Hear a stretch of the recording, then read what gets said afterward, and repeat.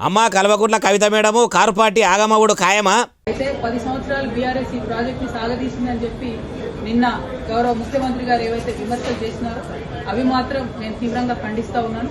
ఎందుకంటే ఒక ఉద్యమ నాయకుడిని పట్టుకొని టెర్రరిస్ట్ కసబ్తో కంపేర్ చేస్తూ ఒక్కసారి ఉరేయాలి, రాళ్లతో కొట్టాలి అనేటటువంటి మాటలు ఏవైతే మాట్లాడిందో అది ముఖ్యమంత్రి పదవిలో ఉన్నటువంటి వ్యక్తులు మాట్లాడే మాటల్లాగా లేవు. ఇనరా ఏమంటుందో ఇక మస్తుగానే అన్నది మొత్తం ముచ్చటి నుండి. కేసీఆర్ గారు చిత్తశుద్ధిని శంకిస్తా ఉంటే నేను రిక్వెస్ట్ చేస్తా ఉన్నాను, కేసీఆర్ గారే డైరెక్ట్ గా హౌస్ కు వచ్చి మరి ఇటువంటి ఆరోపణలు చేసేటటువంటి వాళ్ళ నోర్లన్నీ మూతపడేలాగా చేయాలి.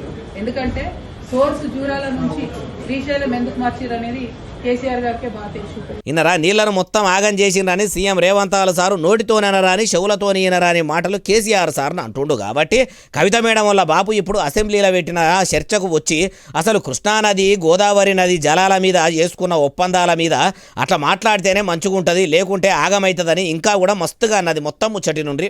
మరి అసెంబ్లీకి కేసీఆర్ గారు రాకపోతే మాత్రం బీఆర్ఎస్ పార్టీని ఆ భగవంతుడు కూడా కాపాడలేడు. In the interest of the people of Telangana KCR గారు వస్తే బాగుంది. ఎందుకు మాటలు పడాలి?